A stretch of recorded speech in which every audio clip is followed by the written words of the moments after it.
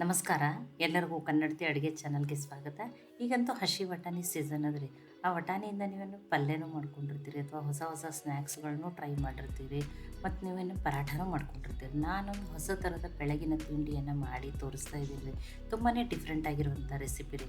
ನೀವು ಎಲ್ಲ recipe try ಮಾಡಿರ್ತೀರಿ, ಆದರೆ ಈ ರೀತಿ ಅಂತೂ ಖಂಡಿತನೂ ಟ್ರೈ ಮಾಡಿರಲ್ರಿ. ನನ್ನ ರೀತಿಯಲ್ಲೊಮ್ಮೆ ಖಂಡಿತನೂ ಟ್ರೈ ಮಾಡಿ ನೋಡಿರಿ, ಎಲ್ಲರಿಗೂ ತುಂಬಾ ಇಷ್ಟ ಆಗ್ತದೆ. ಈಗ ಒಂದು ಪಾತ್ರೆಗೆ ನಾನಿಲ್ಲಿ 1 ಬಟ್ಲಾಗಷ್ಟು ಸೋಸ್ ಇಟ್ಕೊಂಡಿರುವಂಥ ಗೋಧಿ ಹಿಟ್ಟನ್ನು ತೊಗೊಂಡಿದ್ದೀನಿ ರೀ. ಮೆಜರ್ಮೆಂಟಿಗೆ ನೀವು ಒಂದೇ ಥರದ ಬಟ್ಲನೇ ತೊಗೊರಿ. ಅದರಲ್ಲೇ 1 ಬಟ್ಲಾಗಷ್ಟು ಸಣ್ಣ ರವೆ, ಏನು ಉಪ್ಪಿಟ್ಟು ರವೆ ಅಂತ ಕರಿತೀವಿ ರೀ, ಅದನ್ನು ತೊಗೊಂಡಿದ್ದೀನಿ. ಇದಕ್ಕೊಂದು ಅರ್ಧ ನಿಂಬೆಹಣ್ಣಿನ ರಸವನ್ನು ಹಾಕ್ತಾಯಿದ್ದೀನಿ ರೀ. ಇಲ್ಲಂದ್ರೂ ನೀವಿಲ್ಲಿ ಅರ್ಧ ಬಟ್ಲಾಗಷ್ಟು ಮೊಸರನ್ನಾದ್ರೂ ಹಾಕ್ಬೋದು ರೀ, ನಡೀತದೆ.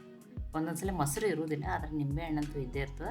ಅದಕ್ಕಾಗಿಯೇ ನಾನು ನಿಂಬೆಹಣ್ಣಿನ ರಸವನ್ನು ಹಾಕಿನೇ ಮಾಡಿ ತೋರಿಸ್ತಾ ಇದ್ದೀನಿ. ಈಗ ಅದನ್ನು ಮಿಕ್ಸ್ ಮಾಡ್ಕೊಂಡಿನಿ. ಈಗ ಇದಕ್ಕೆ ಸ್ವಲ್ಪ ನೀರನ್ನು ಹಾಕಿ ಗಂಟಾಗ್ಲಾರ್ದಂಗೆ ಹಿಟ್ಟನ್ನು ರೆಡಿ ಮಾಡ್ಕೋಬೇಕು ರೀ. ತುಂಬ ಗಟ್ಟಿನೂ ಇರಬಾರ್ದು, ತುಂಬ ತೆಳುಗೂ ಇರಬಾರ್ದು, ಯಾವ ರೀತಿ ಇರಬೇಕಂತ ಹೇಳಿ ನಾನು ತೋರಿಸ್ತೀನಿ ರೀ. ಇಲ್ಲಿ ನೀವು ಗೋಧಿ ಹಿಟ್ಟಿನ ಬದಲಿ ಕಡಲೆ ಹಿಟ್ಟನ್ನಾದ್ರೂ ಹಾಕ್ಬೋದು ರೀ, ನಡೀತದೆ. ನೋಡಿ, ಒಬ್ಬರು ಕಡಲೆ ಹಿಟ್ಟು ಆ್ಯಸಿಡಿಟಿ ಅದು ಆಗ್ತದೆ ಥರ, ಆದರೆ ಗೋಧಿ ಹಿಟ್ಟಂತೂ ಆರೋಗ್ಯಕ್ಕೆ ಒಳ್ಳೆಯದು ಅಂತ ಹೇಳಿ ಗೋಧಿ ಹಿಟ್ಟಿನಲ್ಲೇ ಮಾಡಿ ತೋರಿಸಾತೀನಿ ರೀ. ನೋಡಿ, ಈ ರೀತಿ ಇರಬೇಕು ರೀ ಹಿಟ್ಟು ರವೆ ಏನಾಗಲಿ ರೀ, ಒಂದು ನೆನೆಲಿ ರೀ, ಒಂದು 5 ನಿಮಿಷ ಇದನ್ನು ನಾನು ಕತಕ ಸೈಡಿಗೆ ಇಡ್ತೇನೆ. ಈಗ ಮಿಕ್ಸಿ ಜಾರಿಗೆ ನಾನಿಲ್ಲಿ 1 ಈರುಳ್ಳಿಯನ್ನು ಹಾಕ್ತಾಯಿದ್ದೀನಿ. ಮೀಡಿಯಮ್ ಸೈಜದ್ದು 1 ಈರುಳ್ಳಿಯನ್ನು ಹಾಕಿದ್ದೀನಿ ರೀ. ಇದಕ್ಕೆ 2 ಮೆಣಸಿನ್ಕಾಯಿ, ಸ್ವಲ್ಪ ಹಸಿ ಶುಂಠಿ, ಒಂದು 6-7 ಬೆಳ್ಳುಳ್ಳಿ ಹೆಸಳನ್ನು ಹಾಕ್ತಾಯಿದ್ದೀನಿ. ನೀವು ಬೆಳ್ಳುಳ್ಳಿ ತಿನ್ನಲ್ಲ ಅಂದರೆ ಸ್ಕಿಪ್ ಮಾಡಿರಿ. 1 ಬಟ್ಲಾಗಷ್ಟೇ ಹಸಿ ಬಟಾಣಿಯನ್ನು ಹಾಕ್ತಾಯಿದ್ದೀನಿ. ನೋಡಿ, ಇದಕ್ಕೊಂದು ಅರ್ಧ ಸ್ಪೂನಾಗಷ್ಟೇ ಜೀರಿಗೆನ ಹಾಕ್ತಾಯಿದ್ದೀನಿ. ನಿಮ್ಮ ಸೊಂಪು ಫ್ಲೇವರ್ ಇಷ್ಟ ಅಂದರೆ ಒಂದು ಅರ್ಧ ಸ್ಪೂನಾಗಷ್ಟು ಹಾಕ್ಬೋದು ರೀ, ನಡೀತದೆ. ಈಗ ಇದನ್ನು ನೀರು ಹಾಕದೇ ತರಿಯಾಗಿಯೇ ಗ್ರೈಂಡ್ ಮಾಡ್ಕೊತೀನಿ ರೀ, ನೀರು ಹಾಕಬೇಡ್ರಿ. ನೋಡಿ, ನೀರು ಹಾಕದೇ ತರಿಯಾಗಿಯೇ ಇದೇ ರೀತಿನೇ ಇರ್ಬೇಕು ರೀ. ನೋಡಿರಿ, ಆ ಈರುಳ್ಳಿ ಚಿಕ್ಕ ಚಿಕ್ಕ ಪೀಸ್ಗಳನ್ನು ಕಾಣಕತ್ತಾವಲ್ಲ, ಇದೇ ರೀತಿಯೇ ಗ್ರೈಂಡ್ ಮಾಡ್ಕೊರಿ. ತುಂಬ ಫೈನ್ ಪೇಸ್ಟ್ ಥರನೂ ಮಾಡ್ಕೋಬೇಡ್ರಿ. ನೋಡಿ, ಈಗ ಇದು ಕರೆಕ್ಟಾಗಿ ರೆಡಿ ಆಗಿದೆ. ಈಗ ಹಿಟ್ಟು ನೋಡಿರಿ, ಇದೇಗಿನ ಸಿಕ್ಕಿತ್ತನೋ ಈಗ ಮತ್ತೊಂದು ಸ್ವಲ್ಪ ಗಟ್ಟಿ ಆಗಿದ್ರಿ. ಆ ರವೆ ಏನಾಗಿರ್ತದೆ, ನೀರನ್ನು ಹೀರ್ಕೊಂಡಿರ್ತದೆ. ಈಗ ಒಂದು ಸ್ವಲ್ಪ ತೊಳೆದು ಕಟ್ ಮಾಡಿ ಇಟ್ಕೊಂಡಿರುವಂಥ ಕೊತ್ತಂಬರಿ ಸೊಪ್ಪನ್ನು ಹಾಕ್ತಾಯಿದ್ದೀನಿ. ಒಂದು ಅರ್ಧ ಸ್ಪೂನಾಗಷ್ಟು ರೆಡ್ ಚಿಲ್ಲಿ ಫ್ಲೆಕ್ಸನ್ನು ಹಾಕಿದ್ದೀನಿ. ನೀವು ರೆಡ್ ಚಿಲ್ಲಿ ಪೌಡ್ರನ್ನಾದ್ರೂ ಹಾಕ್ಬೋದು. ಆದರೆ ಹಸಿ ಮೆಣಸಿನ್ಕಾಯಿ ಹಾಕಿರೋದ್ರಿಂದ ಈ ಪೇಸ್ಟ್ನಲ್ಲಿ ಖಾರ ನೀವು ನೋಡ್ಕೊಂಡು ಹಾಕೋರಿ.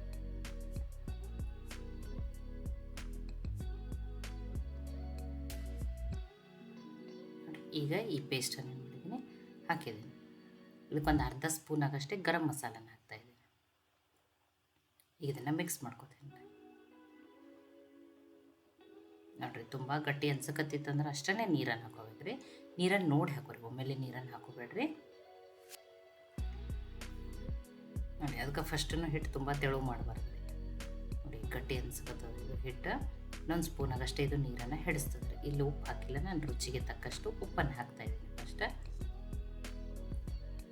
ನೋಡಿ, ಮಿಕ್ಸಿ ಜಾರ್ನಲ್ಲಿ ಹಾಕಿನೇ ಇನ್ನೊಂದು ಸ್ಪೂನು ಅಥವಾ 2 ಸ್ಪೂನ್ ಆಗಷ್ಟು ಇಷ್ಟನ್ನೇ ನೀರನ್ನು ಹಾಕೋರಿ. ಈಗ ಅದನ್ನು ಮಿಕ್ಸ್ ಮಾಡ್ಕೊತೀನಿ. ನೋಡಿ, ಇದನ್ನು ತುಂಬ ತೆಳು ಇರಬಾರ್ದು. ಇದನ್ನು ಈ ರೀತಿ ತೋರಿಸ್ತೀನಿ ನೋಡಿ, ನಾನು ಸ್ವಲ್ಪ ಗಟ್ಟಿಯಾಗಿಯೇ ಇರಬೇಕು ಈ ಹಿಟ್ಟು. ನೋಡಿ, ಇದೇ ರೀತಿಯೇ ಇರಬೇಕು. ಈಗ ಇದು ಹಿಟ್ಟು ಕರೆಕ್ಟಾಗಿ ರೆಡಿ ಆಗಿದೆ. ಇದು ನಾನು ಕತಕ ಸೈಡಿಗೆ ಇಡ್ತೀನಿ. ಇಲ್ಲೊಂದು ತಾಟನ್ನು ತೊಗೊಂಡಿದ್ದೀನಿ ರೀ. ನಾನಿಲ್ಲಿ ನೀವು ಡೋಕ್ಲಾ ಪ್ಲೇಟನ್ನಾದರೂ ತೊಗೋಬೋದು. ಸ್ಟೀಮ್ ಮಾಡೋಕ್ಕೆ ನೀವು ಯಾವುದೇ ರೀತಿ ನಿಮಗೆ ಕಂಫರ್ಟೇಬಲ್ ಯಾವುದೈತಲ್ಲ ಅದನ್ನು ತೊಗೊರಿ, ನಡೀತದೆ. ಅಥವಾ ಕೇಕದು ಮೋಲ್ಡ್ ಇರ್ತಾವಲ್ಲ ರೀ, ಅದನ್ನಾದ್ರೂ ತೊಗೊಂಡು ನಡೀತದೆ ರೀ. ಇದಕ್ಕೊಂದು ಸ್ವಲ್ಪ ಈ ಎಣ್ಣೆ ಹಚ್ಚಿ ಏನು ಮಾಡ್ತದೆ, ಎಣ್ಣೆ ಹಚ್ಕೊತಾ ಇದ್ದೀನಿ. ಇದನ್ನು ನೋಡಿ, ಇದನ್ನು ಎಣ್ಣೆದಿಂದ ಕ್ರೀಸ್ ಮಾಡೀನಿ. ಈಗ ನೋಡಿ, ಇದಕ್ಕೊಂದು ಚಿಟಿಕೆನೆ 1/4 ಟೀ ಸ್ಪೂನ್ ಆಗಷ್ಟೇ ಸೋಡಾನ ಹಾಕ್ತಾಯಿದ್ದೀನಿ. ನೋಡಿ, ಅಂದ್ರೆ ಸ್ವಲ್ಪ ಹಾಕಲಿಲ್ಲ ಅಂದ್ರೆ ಏನಾಗ್ತೈತಿ, ಅದು ಹಿಟ್ಟೇನ ಹಸಿ ಬೇಯ್ದ ಮೇಲೂ ಹಸಿ ಅದೇನೋ ಅನ್ನಿಸ್ತಿರ್ತದೆ. ಅದಕ್ಕೆ ಒಂಚೂರು ಚೆನ್ನಾಗಿ ಉಮ್ಕೊಯ್ತದೆ ರೀ ಅದು ಹಿಟ್ಟು. ಅದು ಈಗ ನೋಡಿ, ಇದಕ್ಕೆ ಹಾಕ್ತಾಯಿದ್ದೀನಿ ನಾನು ಹಿಟ್ಟನ್ನು. ನೋಡಿ, ಹೆಲ್ದಿಯಾಗಿನೂ ಮಾಡ್ತಾಯಿದ್ದೀನಿ, ಕಡಿಮೆ ಎಣ್ಣೆ ಬಳಸಿನೂ ಮಾಡ್ತಾಯಿದ್ದೀನಿ.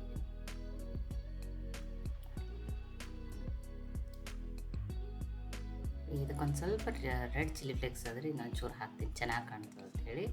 ನೀವು ಎಳ್ಳನ್ನಾದರೂ ಹಾಕ್ಬೋದು, ಇನ್ನೊಂದು ಸ್ವಲ್ಪ ಕೊತ್ತಂಬರಿ ಸೊಪ್ಪನ್ನಾದ್ರೂ ಹಾಕ್ಬೋದು. ನೋಡಿ, ಈಗ ಸ್ಟೀಮ್ ಮಾಡೋಕ್ಕೆ ಆಲ್ರೆಡಿ ನೀರನ್ನು ಕೈಲಕ್ಕೆ ಇಟ್ಟಿದ್ದೀರಿ ನಾನು. ಈಗ ಇದನ್ನು ಹೈ ಫ್ಲೇಮ್ದಲ್ಲಿ ಇಟ್ಟರೆ ಒಂದು 10 ನಿಮಿಷ ಸ್ಟೀಮ್ ಮಾಡಿಬಿಟ್ಟು ತಗೋತೀನಿ ರೀ.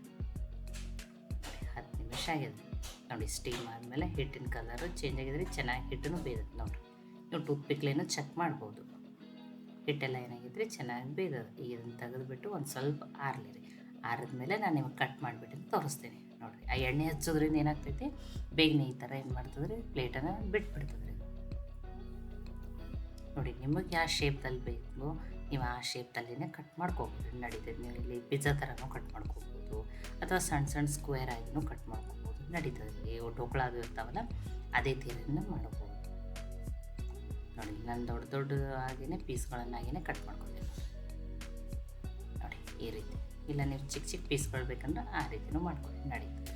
ನೋಡಿ ನಮ್ಗೆ ಹೆಲ್ದಿನೇ ಬೇಕು, ಎಣ್ಣೆನೇ ಬೇಡ ಅಂದರೆ ನೀವು ಇದನ್ನು ಬಿಸಿ ಬಿಸಿ ಇದನ್ನೇನು ಮಾಡ್ಬೋದು ನೋಡಿ, ಎಷ್ಟು ಸಾಫ್ಟಾಗಿಯೇ ಬಂದವು. ಚಟ್ನಿ ಜೊತೆ ಅಥವಾ ಸಾಸ್ ಜೊತೆ, ನೀವು ಸೇಜ್ವಾನ್ ಚಟ್ನಿ ಜೊತೆನೂ ತಿನ್ಬೋದು ರೀ, ತುಂಬಾ ಇಲ್ಲ ಸ್ವಲ್ಪ ಎಣ್ಣೆ ನಡೀತದಂದ್ರೆ ನೀವೇನು ಮಾಡ್ಬೋದು, ಶಾಲೋ ಫ್ರೈ ಮಾಡ್ಕೋಬೋದು. ಇಲ್ಲ ಎಣ್ಣೆ ನಡೀತದಂದ್ರೆ ನೀವು ಸಣ್ಣ ಸಣ್ಣ ಪೀಸ್ಗಳನ್ನು ಕಟ್ ಮಾಡಿರಿ ಸ್ಕ್ವೇರ್ ಶೇಪ್ದಲ್ಲಿ, ಡೀಪ್ ಫ್ರೈ ಮಾಡಿಬಿಟ್ಟು ತಿನ್ಬೋದು. ಕ್ರಿಸ್ಪಿಯಾಗಿರ್ತವೆ ರವೆ ಹಾಕಿರೋದ್ರಿಂದ.